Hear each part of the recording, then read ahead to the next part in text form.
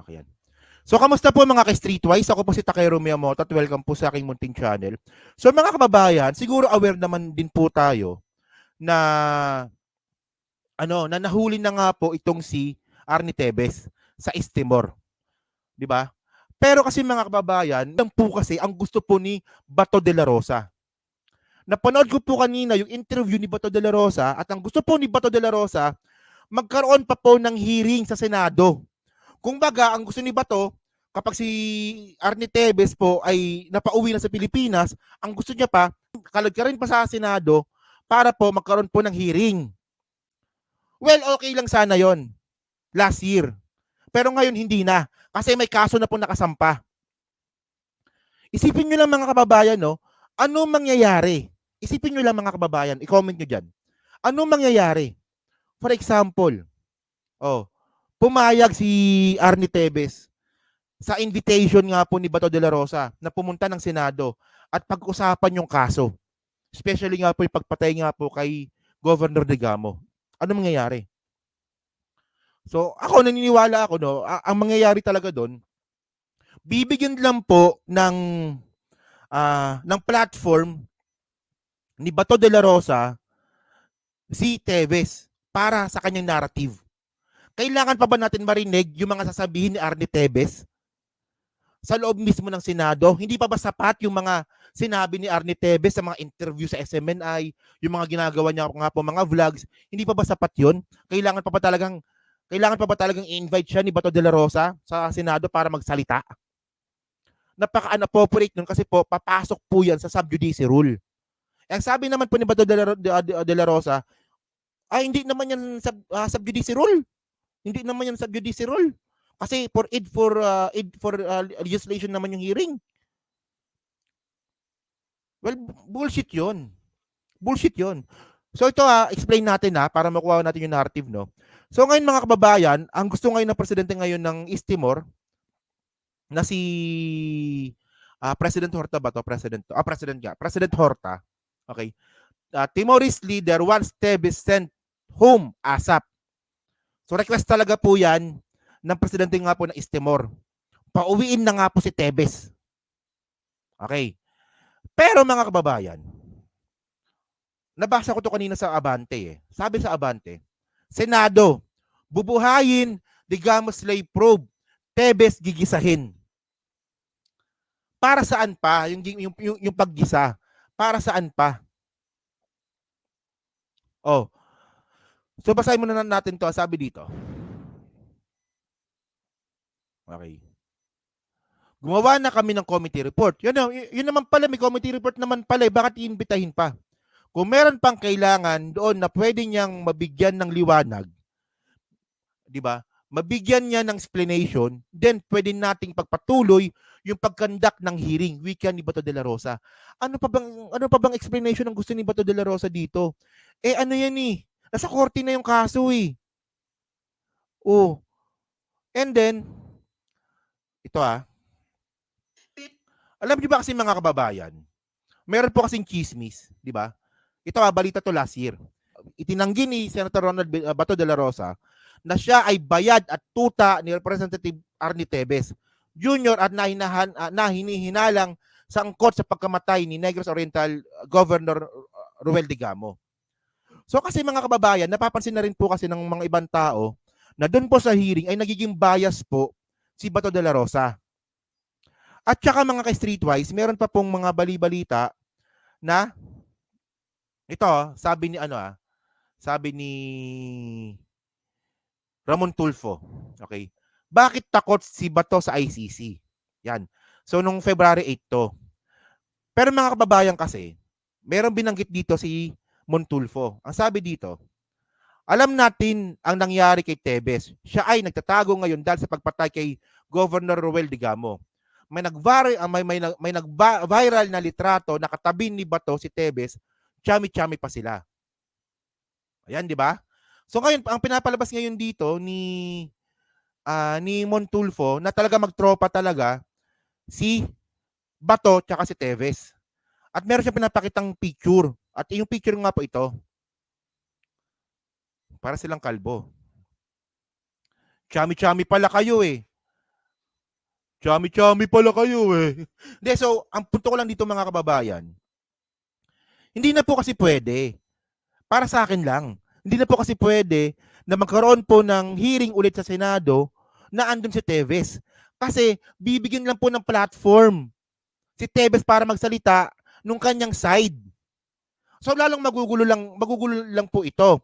Magkaiba po kasi ito nung nangyari kay Kibuloy.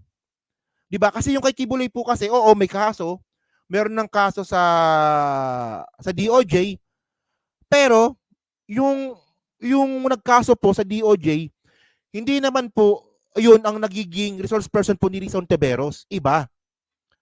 So, same crime pero hindi po ito sub judice rule. So, ano ba yung sub judice rule? Yung sub judice rule po kasi mga kababayan, ito po yung pag ang isang kaso po ay nasa korte na, hindi na po ito kailangan pag-usapan sa publiko para hindi po ma-pressure or ma-impluwensyahan yung mga husgado. Ganun yun eh. Kaya nga meron tayong sub judice rule eh. Pag nasa korte na, di ba nakita nyo yan, di ba? Malaman naririnig nyo na yan. Minsan pag yung abogado nagsasalita, ini-interview. Oh. Kapag minsan na-interview at minsan yung tanong ay tungkol sa kaso, ang sagot lang ng abogado, ay hindi ko na pwedeng sagutin yan kasi nasa korte na. Kasi po, meron pong sub judice rule. Hindi pwedeng pag-usapan ang isang kaso, lalong-lalo na kapag ito nga po ay nagpuproceed na, kasi po, makakaroon po ito ng public opinion. Pag nagkaroon po ng public opinion, posibleng ma-pressure yung judge base po sa public opinion. Ganun po yun. Pero saan kasi napaka-bullshit po kasi talaga na bibigyan pa ng platform ni Bato de la Rosa yung kanyang kaibigan na si Arnie Teves. Pero para mas maganda mga kababayan, may interview tayo dito. Panoorin na lang natin to ah. Sinabi mismo ni Bato de la Rosa to eh. Pero bilang chairman Panoorin natin.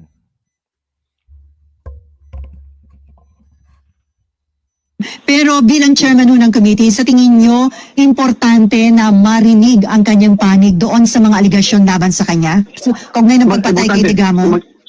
Yes, importante yun. Importante nga malaman natin. So, ano po yung, kailan kayo magde-decide? Ano yung magiging factor, magiging basis ninyo para i-resume yung investigation? Yung mag-uusap na kasi sa aking secretary at committee secretary kung meron pa ba punto na dapat na maliwanagan kung mag-cooperate si Congressman Teves sa pinagpatuloy na investigasyon. Kasi kahit let's say may kaso na nga sa korte, di ba? Meron yatang Supreme Court ruling na habang pending pa rin naman yung kaso, pwede pa rin na mag-imbestiga ang Senate. Well, kahit na ongoing ang kaso, kung may decision na ang kaso, walang problema. Yung criminal case sa korte is bar in legislation. So, merong Supreme Court ruling na. Pero itong pagkaka-aresto ho dito kay Congressman Teves, ito'y patunay na hindi mo talaga habang buhay pwedeng pagtaguan ang batas. Totoo yan. Walang yung dalawang eventually, it will catch up with you. Sir, balikan ko pala kay Congressman Teves, magiging mas maganda ba yung committee report ninyo at mas magiging maayos yung mga recommendation ninyo kung muli siyang, kung siya'y mapapaharap sa panibagong investigation ng inyong committee? Mas maganda sana, mas maganda. Lalo na mag-opera siya, mas maliwanag na, mabigyan ng liwanag. So kung sakali po na ang maging decision ninyo ay magpatawag ng kahit isang lang hearing para mapaharap si Congressman Teves, pwede ho yung gawin ngayong naka-breaking session ng Senate? Sa ngayon, matagal naman kasi, no? Pwede mo siya magkapaghintayan. Diyan naman siya. Under the custody naman siya ng gobyerno. Then, makapaghintay naman yan kung kailan magbabalik ang Senado.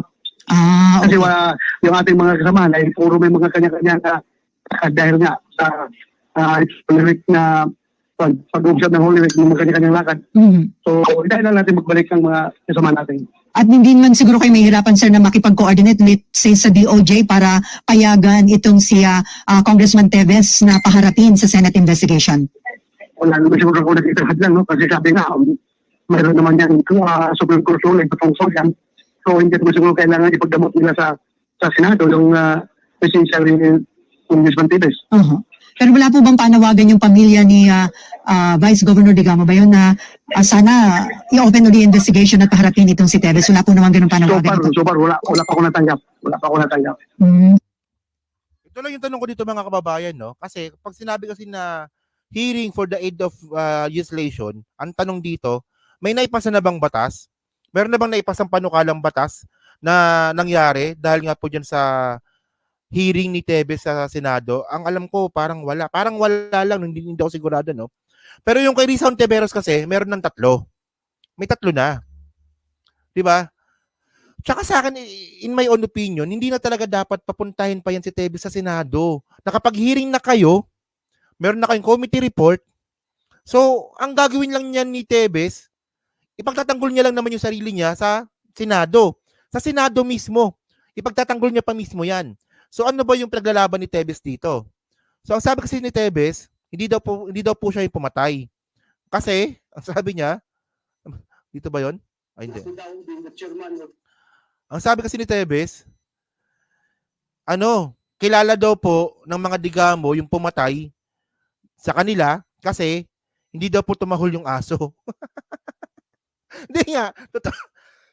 Totoo yun. Sinabi ni Tevez yun. Ay, kilala ng mga Digamo yung pumatay dyan kasi yung aso hindi tumahol. Walang yanan. At saka mga kababayan, di ba? Ang inuungkat ngayon, ang pinakapaniniwala lang kasi dito nila Tevez, ang pinakapumatay daw po talaga kay Digamo is yung mga isabong. Niraid daw po ng niraid ng mga Digamo yung isabong. So nagalit daw po yung mga kubrador nga po ng isabong, pinapatay daw po si Digamo. Ayan ang palusot ni Arnie Tevez eh. And then sabi naman po ng asawa ni Arnie Tevez, sabi naman ng asawa ni Roel Digamo, si Arnie Tevez naman daw po ay parte ng isabong. So basta lang magulo yung usapan. Imbis na tapos na yung usapan sa Senado, patatagalin nyo pa. At syempre, may makakapanood nun mga kababayan, sigurado yon. Kapag in-interview po kung sinalang si Arnie Tevez sa Senado, marami pong manonood niyan. Paano kung maka-impluwensya pa yan? Oh, at tandaan natin mga kababayan, yung balikan po natin yung issue nga po ni Bato de la Rosa sa pagiging bias niya nga daw po kay Arnie Tevez. So panoorin niyo to ha. Ako daw being the chairman of this committee is biased to the Tevez because ako daw ay bayad na ng Tevez. Ako daw ay tuta ng Tevez. Ang sagat allegation na hindi po ako kaya bayaran kahit gaano kayaman ni Tevez, hindi po kaya bayaran ako ng kahit sino man. Yung asawa ko daw ay related sa mga Tevez by affinity. Ang asawa ko po ay mayroong auntie na pinsan ng kanyang mother na married to a Tevez dyan sa Dumaguete. Pero itong Tevez na ito ay hindi po ito not in any way related to the Tevez family of Arnie Tevez. O, yan, di ba? So, na-issuean din po kasi si Bato de la Rosa na bias din po dun po sa Senate hearing. So, sa akin kasi, I just don't really get the point kung bakit kailangan pa siyang pumunta sa Senate para sa isang hearing na naman. At tulad nga po na sinabi ko kanina, ang mangyayari lang po dyan, magiging platform lang po ni Tevez yung Senate. Siyempre, alangan namang aminin ni Tevez yung ginawa niya. Alangan naman sabihin ni Tevez doon na, ako nagpapatay dyan. Hindi, siyempre. So, ipagtatanggol niya yung sarili niya. So, maririnig natin yung version niya. Sa loob mismo ng Senado. So, ang pangit po sa optics nun. Di ba? Ewan ko lang. Well, sana wag na. Sana wag na. Sana wag na, di ba? At saka may kaso na po eh. Di ba? May kaso na po at isa lang din naman po yung nag-file ng kaso. Ang mga Digamo din. Hindi nga po katulad nung kay Kibuloy, iba po yung nag-file ng kaso, iba rin po yung sumasalang po sa Senate hearing ni Risa Hontiveros. So, hindi sub judice rule yun, yung kay kay Kibuloy, di ba? Oh. So, yun mga kababayan, so maraming salamat, no, inabot ako ng 1 hour and 30 minutes. So, thank you po, no. So, diyan po sa Team Replays, ano masasabi nyo nga po dito? Na kayo ba ay pabor para magkaroon pa ng isa pang hearing dyan po sa Senado para po kay Arnie Tevez kasi mukhang pauwiin na po talaga. Okay? So yun, no? Yun. So thank you po. So paki-comment lang po sa baba at binabasa ko pong lahat. Pasensya na, nagbabasa ako ng comment eh. So paki-comment lang po sa baba at binabasa ko pong lahat yan. No? So hanggang sa muli po, thank you po mga babae sa patuloy po na pagsuporta. No? Umabot po tayo ng 2,500 po na nanonood. Ngayon po 1,400. So maraming salamat po sa patuloy po na pagsuporta po sa aking munting channel. So nandiyan po sa Alibuga na kaibigan po natin. Yan. Oy, mag-collab nga tayo ulit, no? Namimiss ko na kayo eh. Kayo nila Peng, nila Admin Rich, 'di ba? Nila Go Philippines. Collab nga tayo.